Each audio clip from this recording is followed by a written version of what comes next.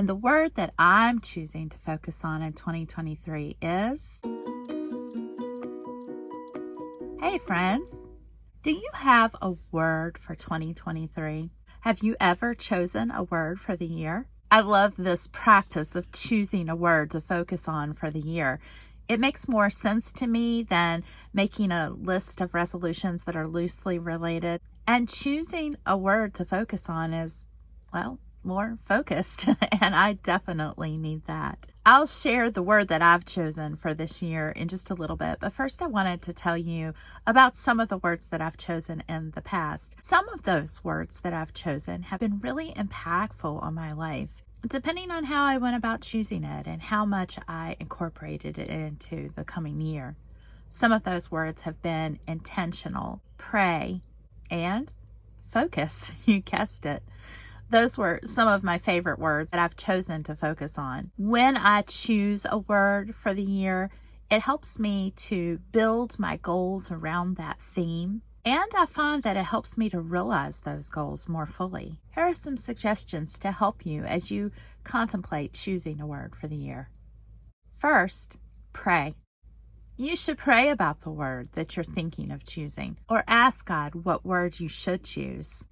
If we believe that God is omniscient, knowing all things, then we also believe that He knows what's to come. He can see the path ahead of us, and He knows which way we should go. Some years ago, we took our youth on a hike. It was a short but fairly steep hike. And as teenagers are slightly more energetic and a little bit better shape than I am, they hustled to the top a lot quicker than I did. My friend Paige and I were taking our time working up the path, and as we got closer to the top, we suddenly heard voices from up above. Our kids were up on the top of the rock, and they were able to see us where we were on the path below.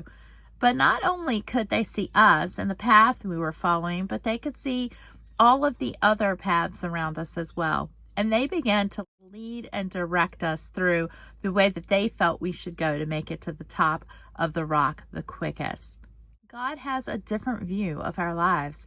We can only see what's just ahead of us on the path and maybe just a little bit of what's around us, and we might think we know a little bit of what's gone behind us, but God can see all of it. He can see the obstacles that we're about to face. He can see the energy levels that we're going to have. He knows all of the things. And so if we will listen to His voice as He guides and directs us, we'll have a much easier time. Once we have prayed about our word and we've settled on it, second thing we need to do is to commit to our word. Write your word in your planner at the top of every month or at the beginning of each week. Post it on your mirror or on your fridge or in your car or at your desk at work, wherever you're going to see it on a regular basis. The important thing is for your word to be visible to you so that you can think on it, meditate on it, act on it throughout the year. So you've prayed about your word, you've committed to your word, and now it's time to study your word.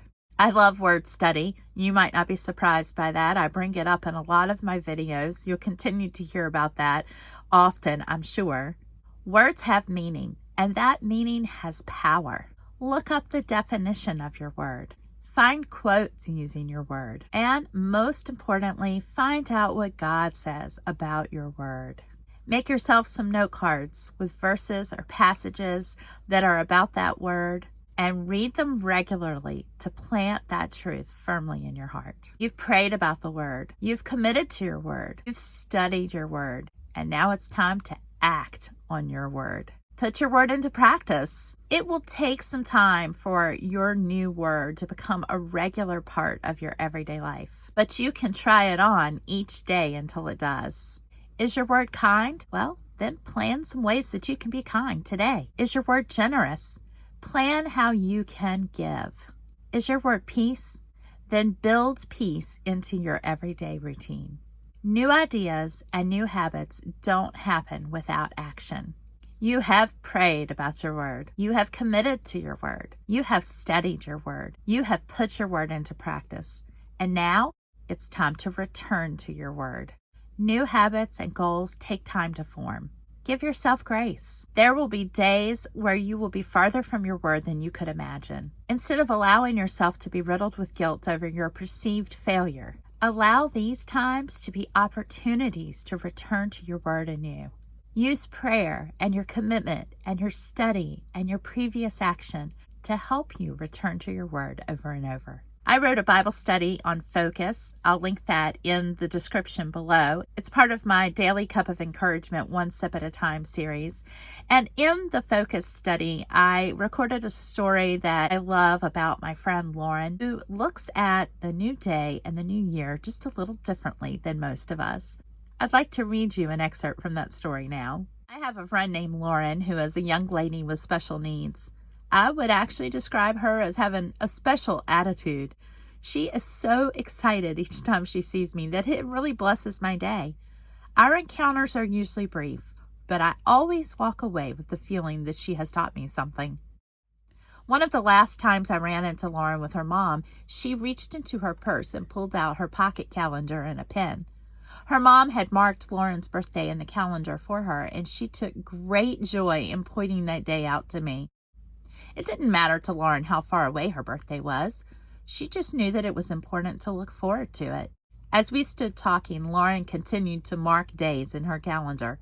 She wasn't choosing specific days for a reason, but she was simply taking pleasure in marking the days. Her childlike enthusiasm for looking at the days ahead as special was catching. And it made me wonder if that might be the way God would like us to think of the days He gives us. Psalm 118:24 says, "This is the day the Lord has made. We will rejoice and be glad in it." This very day, the one we are living right now, has been made by God. He designed it, planned it, ordered it, and put it into action. Psalm 139:16 says, "Your eyes saw my unformed body. All the days ordained for me were written in your book before one of them came to be." This may not seem like a fun day to us, and it may not appear to be a day that is even necessary, but it is the day that the Lord has made, and He has purpose in it. If we can approach the day as Lauren does, we can look at it expectantly and with great joy. It is when we have joy, even when we don't know what to expect, that we find ourselves fully able to participate in God's purpose. Scripture tells us that God views each day as a new beginning. He gives us a do-over every morning. God specializes in making new things out of old and good things out of bad because He is our Redeemer. Even when our days have been difficult, God wants us to turn to Him for our hope in the days to come. Isaiah 43:18-19 says, "Forget the former things. Do not dwell on the past. See, I am doing a new thing. Now it springs up. Do you not perceive it? I am making a way in the wilderness and streams in the wasteland."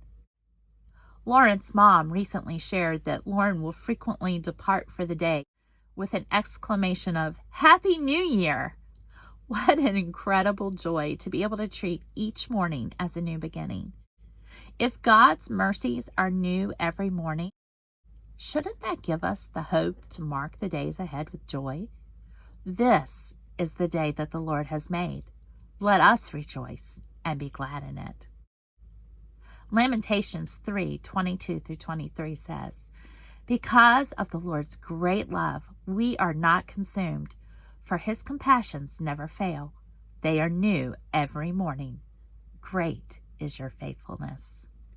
That story brings a smile to my face and inspiration to my heart every time I read it and remember that experience. Don't convince yourself that you are too late and that you've missed the opportunity to choose a word to focus on this year. Each day is the first day of your new year. I promised that I would share with you what my word is for 2023, and I want to do that now. I began praying and thinking about my word for the coming year several months ago. And as we got closer and closer to 2023, I began to notice that each word that was coming to mind for me began with the letter P. Now, I realize that I'm hearkening back to my preschool days and remembering Sesame Street, but what keeps coming to my mind is that 2023 is brought to you by the letter P. Some of those words that I have been focusing on, thinking about, praying about are pause, peace, plan, prepare, pursue, practice. But the overarching word that my soul continues to whisper is peace. I believe that that is my word this year. Our pastor is preaching right now through the book of 1 Peter. And as I was looking over my sermon notes the other day, my eyes skipped ahead across the page and I naturally was drawn to that word peace. And I want to read that verse to you. It says, "Whoever would love life and see good days must keep their tongue from evil and their lips from deceitful speech. They must turn from evil and do good. They must seek peace and pursue it." This is not a new journey for me. I think that seeking peace is simply a continuation from the last several years and what God has been teaching my heart. Several years ago, Jerry and I felt that God was saying to us, clean up and get ready. That was a pretty serious command for the two of us because we had made a fine mess. But we took that word literally and we began to clean up our stuff, our commitments, our finances, everything in our life in order to be available for whatever it was that God was calling us to. And throughout that journey, I have discovered that peace is available when we make room for it. I also tend to be a spontaneous person, and as I've mentioned before, I can lack focus. I may be hyper-focused in one area of my life, but I lack focus in all of the other areas. And that leaves my life feeling chaotic, not peaceful. I have begun to think and pray and study about what it looks like to pursue peace in my life. I think you will see this theme of pursuing peace and all things letter P in my writing and my videos and even my artwork as it unfolds in my own life and begins to take hold. I would love to hear from you down in the comments. What word are you choosing for this year? What would be your focus for 2023? If you don't have a word or a particular focus, then I am inviting you to join me on this journey of pursuing peace. Friends, thank you so much for joining me today as we talk about choosing a word to focus on for the coming year. I'm so excited to have this journey with you, and I appreciate every time you join me here to watch a video. If you are new here, I would love to invite you to subscribe to my channel. You can also hit the thumbs up if you like this video, and that really does help this channel to grow. I would love for you to share these videos with others. My goal for this channel is to encourage your heart and equip you to encourage others. Friends, I hope you have a wonderful day and that you will look for opportunities to encourage. I'll see you in the next video, and until then, encourage one another daily.